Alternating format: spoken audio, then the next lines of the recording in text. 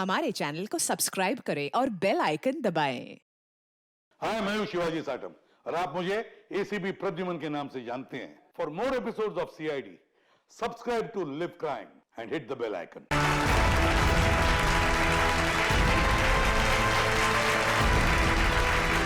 अरे वारे पार्टनर, किसी मोबाइल की लॉन्चिंग इससे अच्छी नहीं हो सकती। देखो शायला कैसे सबको दीवाना बना रही है। मैंने तो पहले ही कहा था, शायला के जुड़ने से हमें बहुत फायदा होगा।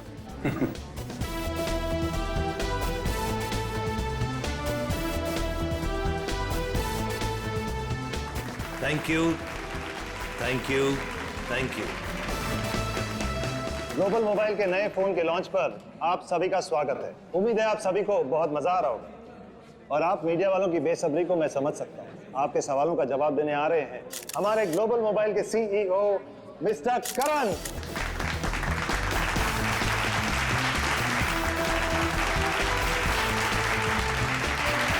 All the best. Thank you everyone. आप लोग अपना कीमती वक्त निकाल कर यहाँ आए, इसके लिए आप सभी का बहुत बहुत शुक्रिया। Thank you. आज मैं बहुत खुश हूँ क्योंकि आज मैं आप सबको अपनी कंपनी का वो मोबाइल देने जा रहा हूँ जो आपकी रोजमर्रा की जिंदगी को और भी आसान कर देगा। सो जोरदार तालियों से स्वागत कीजिए टेक्नोलॉजी के नए आविष्कार का, my new phone global mobile X4।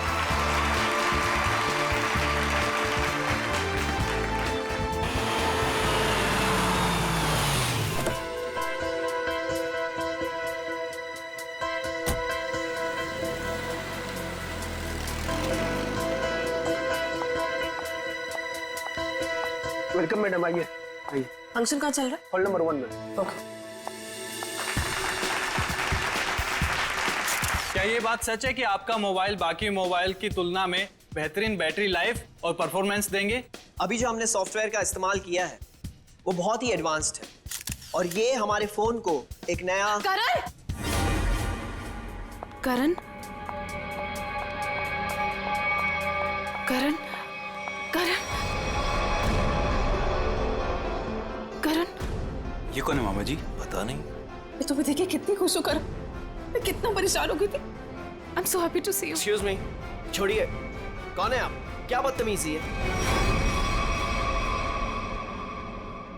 मुझे लगा तुम मुझे पहचान लोगे और ये आप क्या लगा रखा है? हाँ, मुझे मेरे नाम से बुलाओ ना। मुझे पता भी नहीं कि तुम कौन हो, तो तुम्हारा नाम कैसे पता चलेगा मुझे?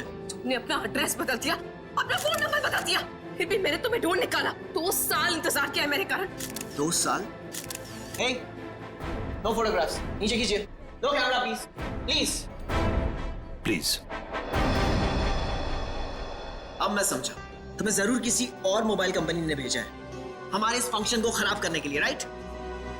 ये क्या कह रहे हो तुम? हाँ, सही कह रहा हूं मैं। इतनी घटिया हरकत करने के लिए कितने पैसे मिले थे? बस बहुत बोल दिया तुमने। हाँ, बहुत अपमान कर दिया तुमने मेरा। तुम्हें जानना है ना कि मैं कौन हूँ? हाँ। मैं तुम्हारी बीवी हूँ, राधिका। कुछ याद आया? बस बहुत हो गया। एक शब्द भी बोला ना, वरना सिक्योरिटी को बुला के तुम्हें धक्के मार के यहाँ से बाहर निकाल दूंगा मैं। सिक्योरिटी! धमकी किसको दे रहे हो तुम? हाँ, जिसको जाके बोलना है ना बोलो जाके। साथ फेर ली मैंने तुम्हारे साथ, शादी की है मैंने तुमसे। इनफ! बहुत बोल लिया यार तुमने। करण बेटा शांत हो जाओ।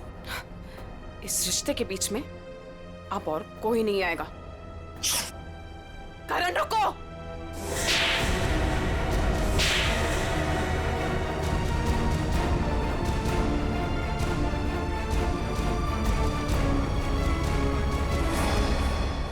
ये 2 तमाचे उन 2 सालों के लिए जो मैंने तुम्हारी याद में बिताए हैं। तुमने मुझे थप्पड़ मारा। मुझसे दुश्मनी बहुत महंगी पड़ेगी। पता है मैं कौन हूँ? पता है तुमने किससे दुश्मनी मोल ली है? अपने पति से। मैं तुम्हारा पति नहीं हूँ। अगर मैं तुम्हारा पति हूँ ना तो सबूत बताओ। अच्छा, तो देते हैं ना सब। उतारो अपने कपड़े। व्हाट? तुम्हारी पीठ पे 2 काले तिल, और ये बात हमारी पत्नी के अलावा तो किसी और को नहीं पता होगी ना? उतारो। मिस्टर करण, क्या ये मैडम सच कह रहे हैं? क्या वाकई आपकी पीठ पे तिल है? देखिए, मैं आपके बेकार के सवाल का जवाब देना जरूरी नहीं समझता और मुझे अपने आप को साबित करने की कोई जरूरत नहीं है। You get it? और तुम जिसकी पत्नी हो ना, जाके उसके कपड़े उतरवाओ। Just stop! करण रोको! करण रुक जाओ, मुझसे बुरा कोई नहीं होगा फिर।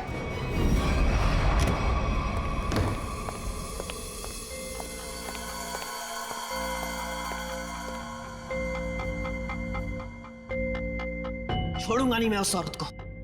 उसकी इतनी हिम्मत कि उसने सबके सामने मुझे दो झापड़ मारे। करण कुमार की इतनी बड़ी इंसल्ट जिंदगी में किसी ने नहीं की। जरा मैं भी तो सुनूं, कौन है ये औरत जिसने मेरे पति श्री करण कुमार जी का इतना बड़ा अपमान किया? देखो अनीता, मैं पहले ही बहुत बुरे मूड में हूँ। मेरे जख्म पे मरहम तो नहीं लगा सकती, कम से कम नमक तो मत छिड़को। मरहम लगाने के लिए तो कपड़े निकालने पड़ते हैं ना, जैसा कि उस औरत ने कहा था। तुम्हें कैसे पता चला? तुम्हारे जैसा पति हो ना, तो सोते वक्त भी आंखें खुली रखनी पड़ती है। क्या मतलब तुम्हारा? सच सच बताओ कि कौन है वो औरत? अगर वो तुम्हारी पत्नी है तो फिर मैं कौन हूँ? तुमने मेरे साथ धोखा किया। एक मिनट बंद करो ये सब तुम, और अपनी इल्जामों की गाड़ी पे जरा ब्रेक लगाओ। मैं उस औरत को जानता तक नहीं, कभी मिला नहीं उससे। वो झूठ बोल रही है। झूठ बोलने वाले इतने यकीन से झूठ नहीं बोलते हैं। चलो मान लिया वो तुम्हारी पत्नी नहीं है, लेकिन कुछ गड़बड़ की होगी तुमने। सच सच बताओ कि कौन है वो? क्या रिश्ता है तुम्हारा उस औरत के साथ? ये कैसी बातें कर रही हो तुम? मुझ पे शक कर रही हो? मुझ पे? मैं एक वफादार पति हूँ। हाँ पता है कितने वफादार हो तुम। अगर अपने झूठ का ज्यादा ढोल बजाया ना तो केस कर दूंगी तुम पे। पता है ना अदालत बेवफाई की क्या सजा देती है? बेवफाई? मैं कोई बेवफाई नहीं कर रहा हूँ। वो औरत अपने आप को राधिका कह रही है। राधिका? राधिका? क्यों? तुम्हारा जो खबरी था, जो इतना मिर्च मसाला लगा के तुम्हें इतनी सारी खबरें दे रहा था, उसने ये नहीं बताया कि वो औरत अपने आप को राधिका कह रही है। मगर वो राधिका कैसे हो सकती है? राधिका? वही तो मैं कह रहा हूँ, वो राधिका कैसे हो सकती है? तुम ही सोचो, राधिका को मरे हुए 2 साल हो गए और वो एक मरे हुए इंसान के बारे में इतना घटिया मजाक कर रही है। मैं उसे छोड़ूंगा नहीं। डैडी ने सही कहा था कि बेटा ये लड़का तुम्हारे लिए ठीक नहीं है। हाय मेरी तो जिंदगी बर्बाद हो गई। देखो, अब एक शब्द भी और बोला ना तो तुम्हें सीधा तुम्हारे डैडी के घर भेज दूंगा मैं। समझी तुम? देखो, एक मिनट, ऑफिस से फोन है, मुझे जाना होगा। हाँ मैं आ रहा हूं। करण रुको, करण सुनो, करण। आइए सासू माँ, चाहे मैं कितना भी चीख लूं चिल्ला लूं, पर आपके बेटे के कानों पर तो जू तक नहीं रेंगती है। अरे बहू, मैं तो दवाई खा के सो रही थी, तुम्हारे शोर से उठ गई। तो आपको अब मेरा गम शोर लगने लगा है। पता नहीं मैंने इस घर को अपना ससुराल क्यों बनाया। हुआ क्या है? और इतने गुस्से में करण कहाँ गया? जब आपका बेटा आए ना तो खुद ही अपने बेटे से पूछ लेना कि वो औरत कौन है। औरत? कौन सी औरत? अरे कोई बताएगा मुझे कि ये घर में हो क्या रहा है? छोड़ूंगी नहीं उस आदमी को। समझता क्या है अपने आप को? मेरे रूम का काट दो।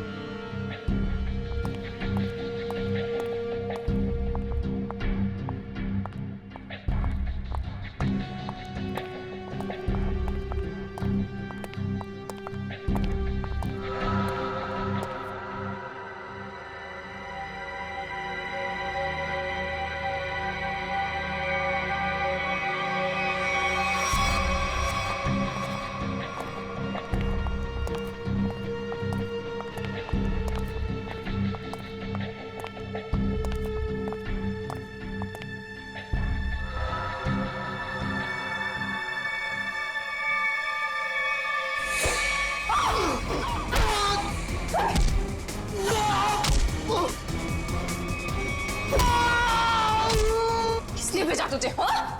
मेरे पति के दूसरे बीवी ने भेजा है ना? तुझे पता है नकली है, इसलिए मैं हूँ। तुझे पुलिस वाले बताएंगे हम, समझा?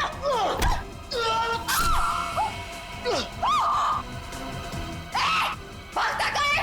रुक!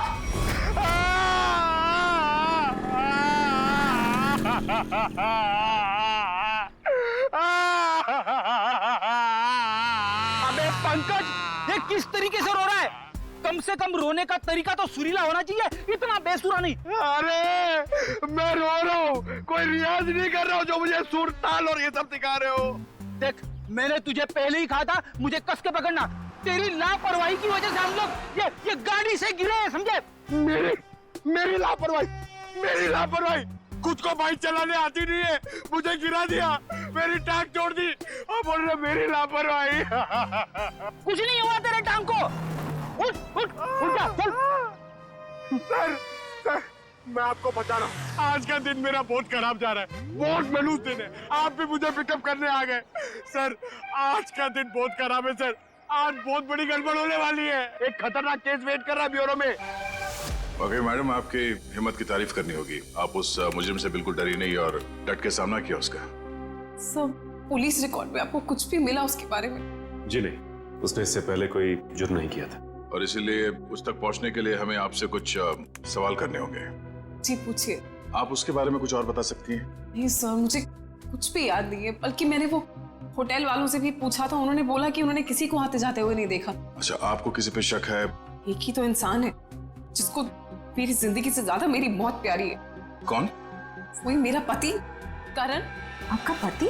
आपको पता है कितने सारे लोगों के बीच में उसने मेरी इंसल्ट की। उसने तो मुझे अपने बीवी मानने से भी इनकार कर दिया। पर आपको पता है सर, इसी बात का ना बदला लेने के लिए उसने वो गुंडा भेजा था मेरा गला दबाने के लिए। एक मिनट मैम, शुरू से बताइए कि ये आपके और आपके पति के बीच में तनाव किस वजह से है? आप मेरे साथ करण के घर पे चलिए, आपको सब कुछ पता चल जाएगा कि क्या हुआ था। नहीं राधिका, जब तक हम ना बुलाएं तुम गाड़ी में बैठे। मगर क्यों? प्लीज राधिका जी, आप बात को समझने की कोशिश कीजिए, हम आपको जल्दी ही अंदर बुलाएंगे। ठीक है, बैठती हूँ।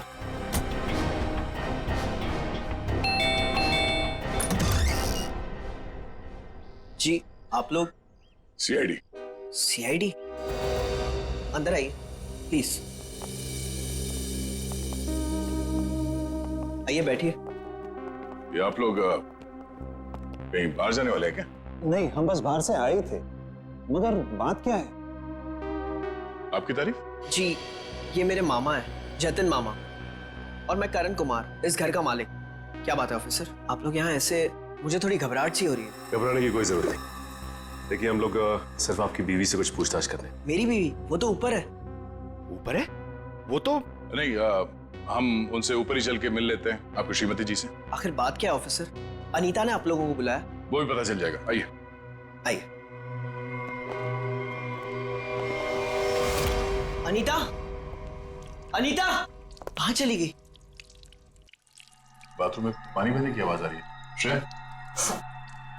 हाँ, इस वक्त उसके नहाने का समय होता है। अनीता जी, अनीता जी, सर दरवाजा खुला है। अनीता जी, सर, अनीता जी, अनीता जी, अनीता, अनीता क्या हुआ? सर ये तो मर चुकी है। अनीता, अनीता, अनीता, एक मिनट, करण आप समझिए प्लीज। अनीता को क्या हुआ? ले जाओ। करण जी, अनीता, करण जी, आप मेरे साथ बाहर चलिए प्लीज। आइए आइए आइए।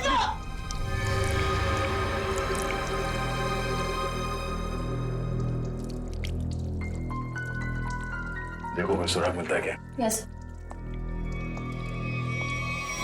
भगवान ने मेरे साथ बहुत बड़ा अन्याय किया है। मेरी अनीता को मुझसे छीन लिया। करण बेटा, संभालो अपने आप को। ये सुधा कहाँ गई? सुधा? सुधा जी का कमरा कहाँ है? वो रहा। जरा सुधा जी को बाहर लेके आओ। नहीं, आप बैठिए। माफ कीजिएगा, मगर हमें आप लोगों से कुछ सवाल करने होंगे। सर ये बताइए। हाँ सर, वो सुधा जी क्या? क्या हुआ माँ को? हाँ, क्या हुआ माँ को? माँ, माँ, माँ, माँ, सुधा, माँ, माँ, माँ, आंखें खोलो, कहीं माँ भी? नहीं, जिंदा है, नब्ज धीमी चल रही है। बड़ी एम्बुलेंस बुलाओ जल्दी। माँ, सचिन, माँ आंखें खोलो, माँ, माँ, माँ आंखें खोलो। इन दोनों का कहना है कि ये अभी भी घर आए हैं। पता लगाना होगा कि सच्चाई क्या है। दोनों को अलग अलग ले जाके पूछताछ करनी होगी। नाक और कान में खून है। शरीर पे कोई चाकू या कोई हथियार के निशान नहीं। मुझे लगता है नहाने से पहले इसने कुछ खाया पिया होगा और किसी ने इसके खाने में ही कुछ मिला दिया होगा। हाँ, कि बाथरूम में सब सामान जगह पर है, हाथापाई या मारामारी का कोई निशान नहीं। वही तो।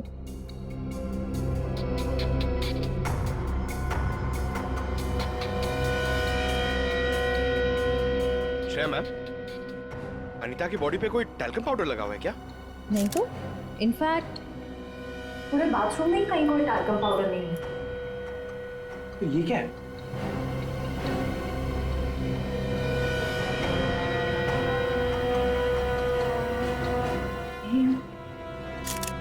कहीं अनीता की मौत का इस पाउडर से लेना देना तो नहीं? सर मैं भी अपनी माँ के साथ अस्पताल जाना चाहता हूँ सर। मुझे उनकी बहुत चिंता हो रही है, प्लीज सर मुझे जाने दीजिए। घबराइए नहीं, हमारा एक ऑफिसर गया आपकी माँ के साथ उनका ध्यान रखने के लिए। और एक बार ये तहकीकात पूरी हो जाए हमारी, उसके बाद आप भी जा सकते हैं हॉस्पिटल अपनी माँ से मिलने। सर आपको जो भी पूछना है आप पूछिए सर। यहाँ आपके घर में 4 लोग थे। अनीता जी का खून हो गया, आपकी माँ बेहोश पड़ी थी, तो अब बचे 2, आप और आपके मामा जी। आप हम दोनों पे शक कर रहे हैं? क्या करें हम, सीआईडी वालों का काम ही कुछ ऐसा होता है। शुरुआत शक की बुनियाद से ही होती है। आप हम पर शक कर रहे हैं सर? हमारे घर में इतने सारे नौकर भी तो हैं। मेरा मतलब थे। आज दोपहर को माँ ने सारे नौकरों को पनवेल भेज दिया सर, हमारे फार्म हाउस पे। वहाँ पे रेनोवेशन चल रही है, लेकिन अब तक तो उनको आ जाना चाहिए था। आज ही नौकर को बाहर भेजा और आज ही ये सब कुछ हो गया। ये कोई संयोग तो नहीं हो सकता। आपने आखिरी बार अनीता को जिंदा कब देखा था? आज दोपहर को 1 बजे से। उसके बाद मैं ऑफिस चला गया और फिर मामा जी के साथ वकील के यहाँ। करण ने मुझे 1:30 बजे संगानेर रोड से पिकअप किया, वहां से हम वकील के पास गए। और इस बीच आप दोनों की अनीता जी या सुधा जी से कोई बात हुई थी? नहीं, कोई बात नहीं, कोई फोन भी नहीं आया। वकील के साथ मीटिंग करने के बाद हम 4 बजे तक घर लौट आए। और घर का दरवाजा किसने खोला? मैंने आपको कहा ना, घर में सबके पास एक एक चाबी है घर की। मैंने अपनी चाबी से दरवाजा खोला और मैं और मामा जी घर में आ गए। हमें 5 मिनट भी नहीं हुए थे बैठे हुए कि घर की घंटी बजी और देखा कि आप लोग आ गए सर। और इस बीच आपने जाके देखा नहीं कि आपकी माँ और आपकी बीवी अनीता कहाँ है? सुधा दीदी रोज दोपहर से शाम दवाई खा के सो जाती थी, मगर हाँ, घर लौटने के बाद करण ऊपर जरूर गया था। क्या क्या कहा आप? करण ऊपर गया था? जी।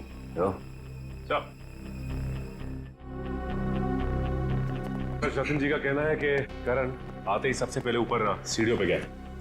अच्छा, तो आपने मरने से पहले अपने बीवी को देखा होगा? जी नहीं। नहीं? तो मामा जी झूठ बोल रहे? नहीं तो मैंने ऐसा तो नहीं कहा था ना। मैं ऊपर जा रहा था, लेकिन कमरे तक पहुंचने से पहले मेरा फोन बजने लगा। ऊपर नेटवर्क का प्रॉब्लम है, इसलिए मैं वापस नीचे आ गया। पता नहीं क्यों चाह कर भी हमें यकीन नहीं हो रहा आप दोनों के बयान पर। ऐसे लग रहा है कि हम लोग कोई कहानी सुन रहे हैं, एक मन घड़ंत रची हुई कहानी। अरे सर प्लीज, हमारे साथ इतना बड़ा हादसा हुआ है और हमें हमदर्दी दिखाने के बजाय आप हम पे ही शक कर रहे। हमदर्दी से ज्यादा जरूरी हमारे लिए अनीता को इंसाफ दिलाना है, उसके खूनी को फांसी के फंदे तक पहुंचाना है। अब उस मुजरिम को पकड़िए सर, क्या पता कल को वो मामा जी या मुझे मार दे। सर ऊपर बाथरूम में ये हरा पाउडर मिला, इसके अलावा और कोई खास सबूत हाथ नहीं आया है। आप कुछ बता सकते हैं इस पाउडर के बारे में? क्या है ये? नहीं सर, इससे पहले इस पाउडर को मैंने बाथरूम में कभी नहीं देखा। कोई बात नहीं, हम पता कर लेंगे। पंकज, टेस्टिंग के लिए भेज दो। सर मैं भी हॉस्पिटल जाना चाहता हूँ सर। सर प्लीज मुझे जाने दीजिए, मुझे अपनी माँ से मिलना है sir. Please sir, please please sir, जाने दीजिए इसे। अभी नहीं। लेकिन क्यों नहीं? आपके सारे सवाल तो खत्म हो गए ना, सिवाय एक के, और उस सवाल का नाम है राधिका। अरे ये तो वही लड़की है। ये वही है जिसने मुझे 2 थप्पड़ मारे थे। तुम्हारी हिम्मत कैसे हुई यहाँ आने की? तुम्हारे जैसे आदमी को 2 नहीं 200 थप्पड़ पड़ने चाहिए। गुंडा भेजा था ना तुमने मेरा गला दबाने के लिए? क्या बकवास कर रही हो तुम? सर मुझे लगता है यही वो है जिसने अनीता को मारा है। अब इसे गिरफ्तार कर लीजिए। मैं अनीता को क्यों मारूंगी? हाँ, मैं तुम्हारी पहली बीवी हूँ और तुम्हें पाने के लिए मुझे गुनाह करने की जरूरत नहीं है। एक मिनट, शांत हो जाइए। कौन सच बोल रहा है कौन झूठ अभी पता चल जाएगा।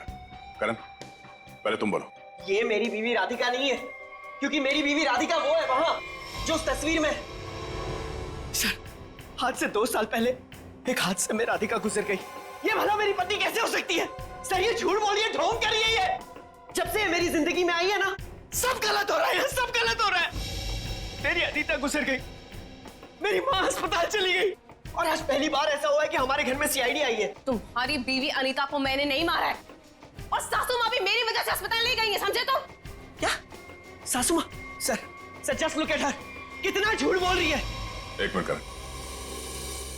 मैम, फोटो में जो ये लड़की है उसका चेहरा और आपका तो बिल्कुल अलग। कोई मेल नहीं खाता, जमीन आसमान का फर्क। सर अब मुझे 2 मिनट दीजिए, मैं साबित कर दूंगी कि ये फोटो वाली लड़की वही हूँ। ठीक है, साबित कीजिए। करण, तुम और मैं 2013 जुलाई में जयगढ़ गए थे ट्रैकिंग के लिए। तुम और मैं नहीं गए थे, मैं और मेरी पत्नी राधिका गए थे। लेकिन तुम्हें कैसे पता चला? उस वक्त एक हादसा हुआ था, एक लड़की की मौत हो गई थी पहाड़ से नीचे गिर के। वो लड़की मैं थी, राधिका तुम्हारी बीवी। तुम? मैं पहाड़ से नीचे गिर गई थी, तुमने तो मुझे ढूंढने तक की कोशिश नहीं की थी। ढूंढा था, करण ने खुद मुझे बताया था। जी, इन्होंने बोला और आपने मान लिया। सर मैंने अपनी पत्नी को ढूंढने की बहुत कोशिश की, दिन रात कोशिश की, लेकिन मुझे उसकी लाश तक नहीं मिली। कैसे मिलती तुम्हें उसकी लाश? हाँ, मैं मरी नहीं थी, मैं जिंदा थी और तुम्हारे सामने खड़ी हूँ। सर ये फिर से झूठ बोल रही है। सर एक मिनट, जब आप पहाड़ से गिरी तो फिर तो बच कैसे गई? क्योंकि कुछ सांसें बची थी मेरे अंदर। आपको पता है 2 साल लगे थे मेरी हड्डियां छोड़ने में, पूरा चेहरा खराब हो गया था मेरा। वो तो शुक्र है डॉक्टर पुनीत का जिन्होंने मुझे नया चेहरा दिया। लेकिन शादी को देखिए, अभी तक मारने को तैयार नहीं कि मैं इसकी बीवी हूँ। सर झूठ बोल रही है, ये बेकार की कहानियां बना रही है, ढोंग कर रही है। क्यों झूठ बोल रही हो? क्या करूं मैं? खा के इसके दिखाऊं कि मैं तुम्हारी बीवी हूँ? तुम्हें जो करना जाके करो, जिससे पता करना जाके करो। मैं क्यों करूं? सच क्या है और झूठ कौन बोल रहा है वो भी सामने आ जाएगा।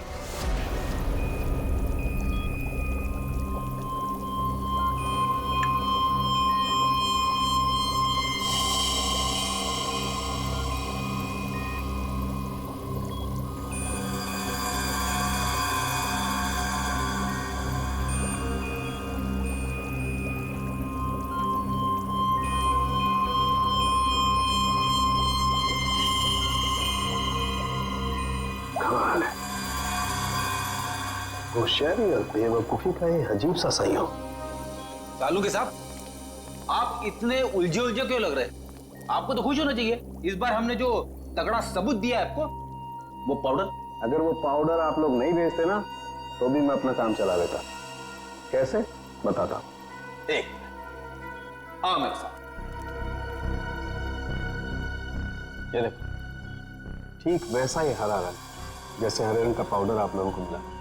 ये एक किस्म की केमिकल है, ये एक किस्म का ब्लीच है, सल्फा क्रोमेटोज, जो कि अधिकतर इंडस्ट्रीज में इस्तेमाल की जाती है। मतलब सर ये केमिकल अनीता के नहाने के पानी में था? बिल्कुल, और ये कितना खतरनाक केमिकल है इसका असर तुम लोग देख ही चुके।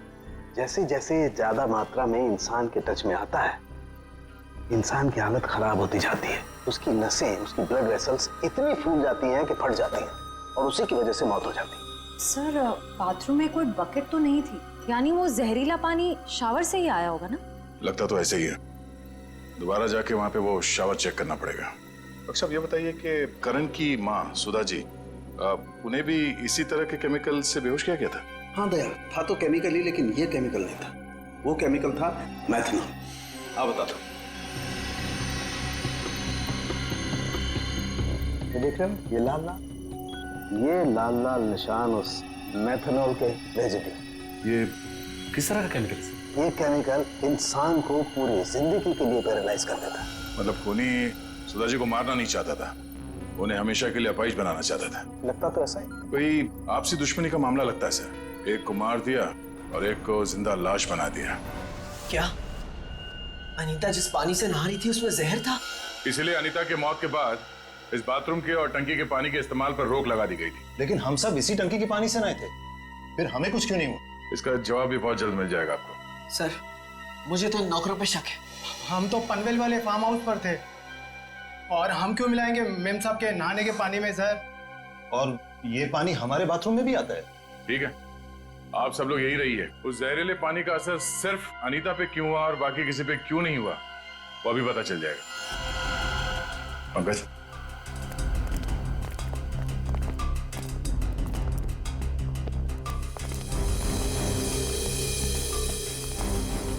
बड़ी शावर को खोलो। अगर जहर पानी में है तो उस केमिकल के अवशेष इसमें जरूर मिलेंगे।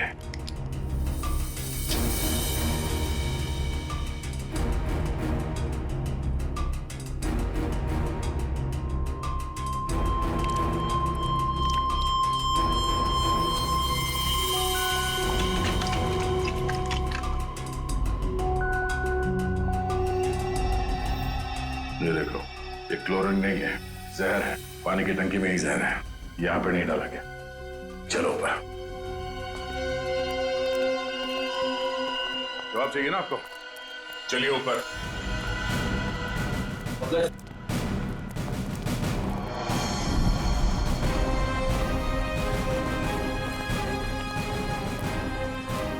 सर ये पानी की टंकी में जहर क्यों होगा? अगर इसमें जहर होता तो हम सब जिंदा कैसे? हो सकता है आप लोग कई दिनों से नहाए नहीं हो। फॉरेंसिक किट लाए हो? सर वो नीचे। प्लीज लिया। Yes sir. इस पानी की टंकी तक कोई घर वाला ही आ जा सकता है ना? हाँ, घर का कोई सदस्य या नौकर? सर हम में से ऐसा कोई क्यों करेगा? अब ये काम तो किसी बाहर वाले का हो नहीं सकता। बाहर वाला कोई भी इतनी आसानी से आपके घर के पानी की टंकी तक कैसे पहुंचेगा? क्यों नहीं पहुंच सकता? पिछले हफ्ते एक प्लम्बर भी तो आया था यहाँ। इंटरेस्टिंग। पर आप लोगों की जानकारी के लिए बता दूं, इस जहरीले पानी का असर सिर्फ अनीता पे इसलिए हुआ क्योंकि खुद ही ने वो जहर पानी में उस वक्त मिलाया जब अनीता नहाने के लिए गई। हाँ सर, ऐसा हो सकता है क्योंकि घर पे सबको पता था कि अनीता किस वक्त नहाने जाती है।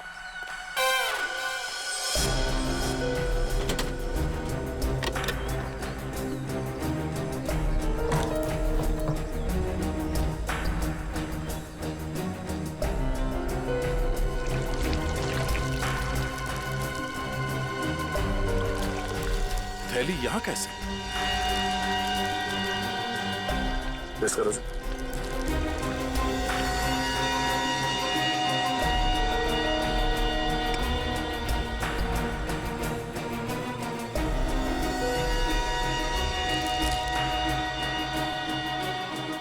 सर हाँ? पानी में जहर है। क्या?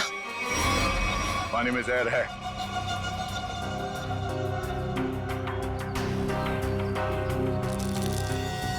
तंगूस?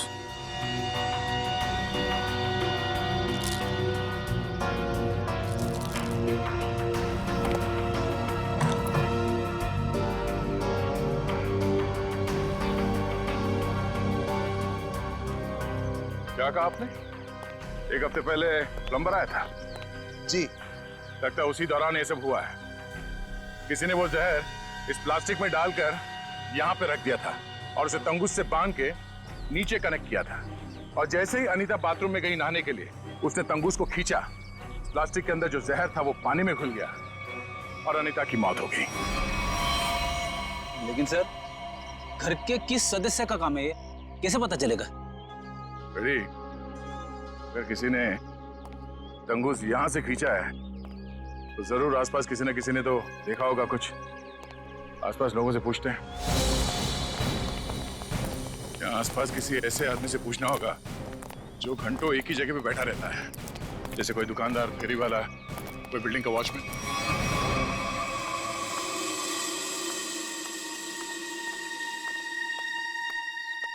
सुनिए भाई साहब, वो आइए आइए बहन जी, एकदम ताजी सब्जी है। कौन सी दूं? नहीं, मुझे सब्जी नहीं लेनी है, मैं सीआईडी से हूँ। हमें आपसे कुछ सवाल करने। सवाल? कौन से मैडम सवाल? तो आप रोज बैठते हो यहाँ पे सब्जी बेचने? पिछले 2 साल से हम यहाँ दुकान लगा रहे हैं साहब। तो पिछले 2 साल से आप ये सामने वाला घर भी देख रहे होंगे? हाँ साहब। परसों दोपहर को 1 से 3 बजे के बीच में तुमने किसी आदमी को देखा था उस घर के आसपास? तो ऐसा आदमी जिसपे तुम्हें शक हुआ हो, तो उस घर के आसपास बहुत देर से खड़ा हो। परसों साहब, हाँ, वो घर का जो नौकर है ना साहब, वो घर के बाहर बहुत देर तक खड़ा रहा साहब। वो दीवार से सट के किसी को फोन कर रहा था। हाँ, सामने आएगा तो पहचान लोगे ना? पहचान लेंगे। गुड। पंकज सर, तो मालूम है ना क्या करना है? हाँ सर, आज वो घर पे कपड़े धोने का टर्न मेरा है और जूनियर को मेरे कुत्ते को खाना भी खिलाना था और एक काम था सर वो यार। पंकज, तुम हमेशा से इतने इंटेलिजेंट थे क्या? मैं इस केस की बात कर रहा हूँ। अरे ये सर सॉरी, थोड़ा कंफ्यूज हो गया था सर। तो जाके उस घर से नौकरों को ले आओ। और हाँ, उन्हें क्या कहना है पता है ना, कि वो भी मुझे समझाना पड़ेगा। नहीं सर, पता है सर, मैं अभी लेके आता हूँ।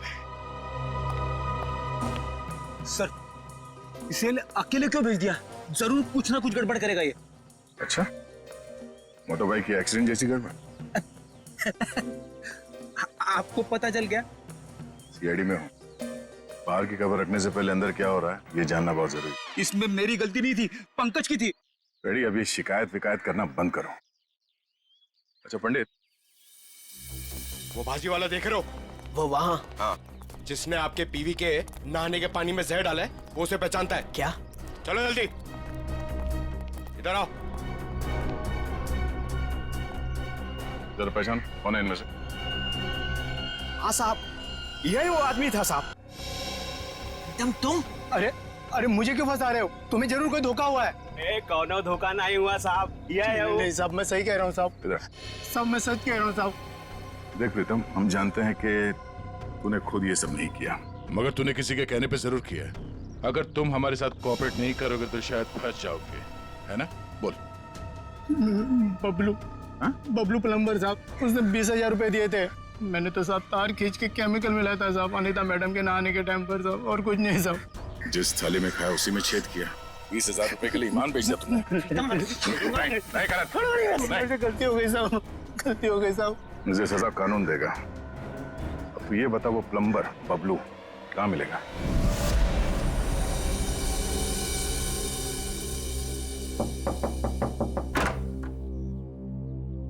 नमस्ते। नमस्ते। बबलू है क्या? आप लोग बाद में आना, बबलू भी घर पर नहीं है। कहाँ गया बबलू?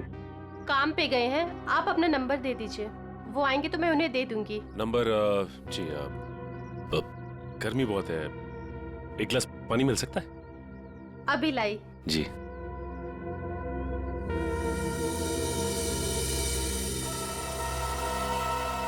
ठीक है। बबलू के प्लम्बिंग का सामान तो यहीं पड़ा हुआ है। इसका मतलब ये औरत हमसे झूठ बोल रही है। Thank you. थैंक्स। चलते। पर आपने अपना नंबर नहीं दिया। हम लोग फिर आ जाएंगे। जी। Thank you. कितना गर्मी है इधर। ओह गॉड, किधर आ गई मैं? मुझे लग रहा है चक्कर आने वाला है मुझे। ओह गॉड। अरे भाई साहब सुनिए, ये बैबलू किधर रहता है? बैबलू प्लम्बर इधर रहता है। इधर? Okay thank you.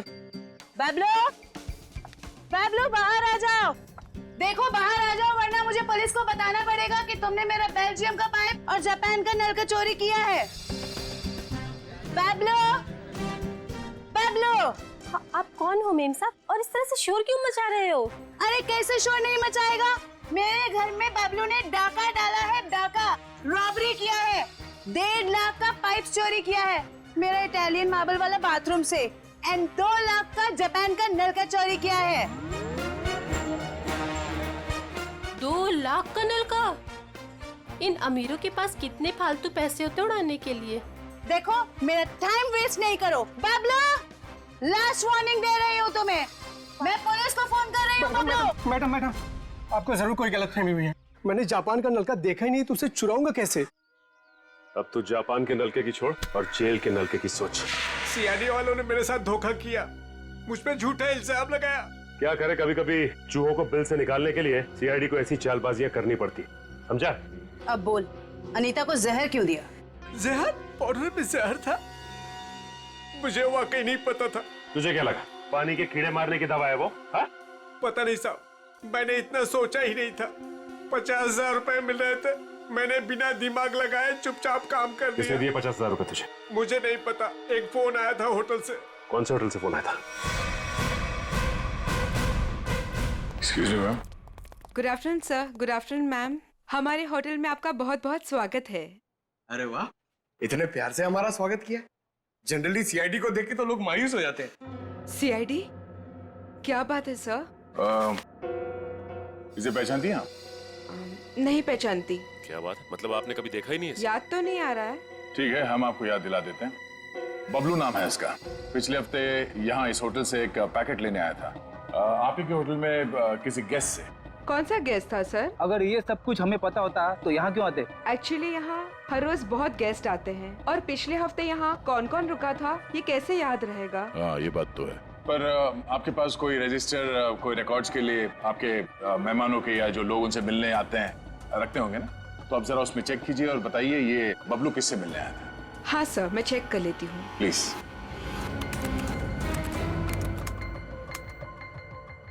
हाँ सर, मिल गया। ये 25 सितंबर की बात है। यहाँ 209 के जो गेस्ट थे उन्होंने बबलू के लिए पार्सल छोड़ा था रिसेप्शन पे। और चेकआउट कब कर गया वो? अब तक तो नहीं किया सर। मतलब वो अभी कमरे में है? नहीं, एक्चुअली मैंने उन्हें होटल के कॉफी शॉप में जाते हुए देखा था। नाम क्या आपके इस गेस्ट का? जरा देखो कहाँ है वो। ये देखिए सर, ये रहा। मिस्टर करण, आप यहाँ? ये सवाल तो मैं भी आप लोगों से पूछ सकता हूँ। हाँ, ये बात तो है, ये सवाल आप भी कर सकते हैं, मगर चूंकि सवाल हमने पहले किया है तो आप जवाब दीजिए। वो मुझे यहाँ का ऑमलेट और कॉफी बहुत पसंद है, इसलिए थोड़ी पेट पूजा करने आ गया था। अरे वाह, तुम मेरे लिए भी बोल दीजिए। सर, मेरे पेट में चूहे दौड़ रहे हैं। तुम्हारे चूहों को कह दो कुछ देर के लिए इंतजार करें, क्योंकि हम यहाँ जिस खास शख्स से मिलने आए हैं पहले उससे तुम मिलने। खास शख्स कौन है? आओ मिला दो। आजा। नमस्ते, कैसी हैं?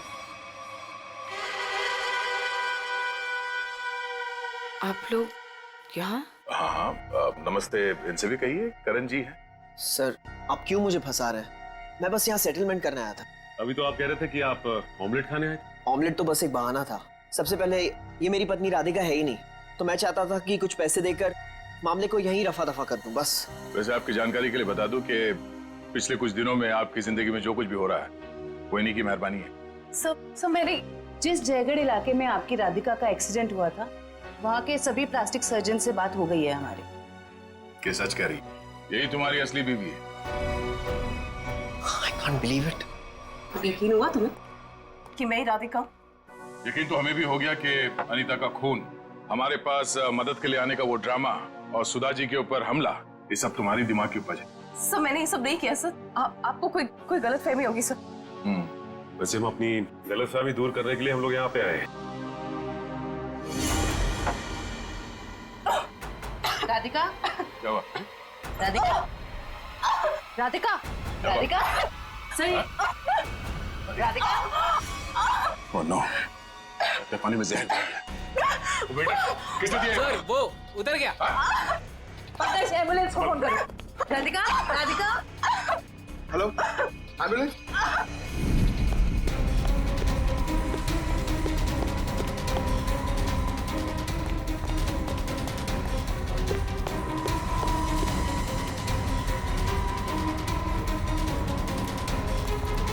और कहाँ भाग हो गया? जाने दो मुझे। हाँ? जाने दो मुझे। जाने दो मुझे। जाने दे।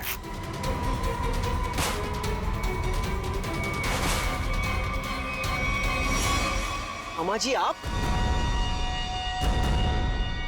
तुझे छोड़ दे? हाँ? अब बोल, क्यों किया तूने ये सब?